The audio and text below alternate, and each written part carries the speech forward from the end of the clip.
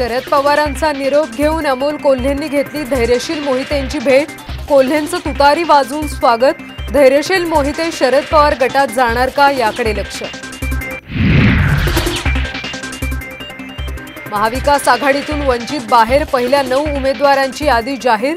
तर कोल्हापूर नागपुरात काँग्रेसला पाठिंबा, अकोल्यातून स्वतः आंबेडकर लढणार। प्रकाश आंबेडकर आणि जरांगे पाटलांमध्ये लोकसभा निवडणुकीबाबत चर्चा। 30 मार्चला सविस्तर माहिती देणार। निवडणुकीत आघाडी करण्याबाबत सूचक विधान। ठाकरे गटाचे 17 उमेदवार जाहीर। संभाजीनगरमधून चंद्रकांत खैरे, हिंगोलीतून नागेश आष्टीकरांना संधी।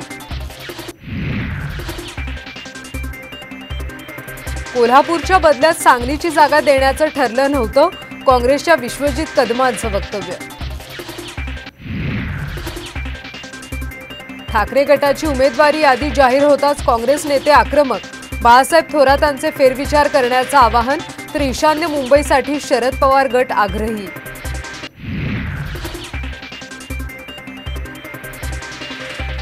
खिचडी चोर उमेदवारासाठी काम करणार नाही, काँग्रेसचे संजय निरुपम भडकले। सर्व पर्याय खुले असल्याचं म्हणत बंडखोरीचे संकेत। ठाकरे गटाचे उमेदवार अमोल कीर्तीकर यांना ईडीचे समन्स। कथित खिचडी घोटाळा प्रकरणी कारवाई, मातोश्रीवर हालचालींना वेग। महायुतीत सहभागी झाल्यास मनसेला 2 जागा मिळण्याची शक्यता। मुंबईतल्या 1 आणि मुंबई बाहेरच्या 1 जागेवर चर्चा।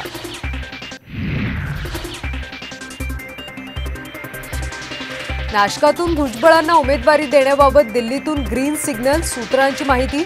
तर आज अजित पवारांनी बोलावली महत्त्वाची बैठक। बीडच्या औरंगपूरमध्ये मराठा आंदोलकांनी पंकजा मुंडेंची गाडी अडवली। आरक्षण प्रश्नी जोरदार घोषणाबाजी।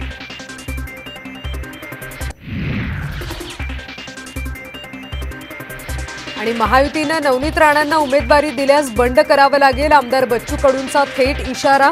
राणांचा प्रचार करणार नसल्याचंही केलं स्पष्ट।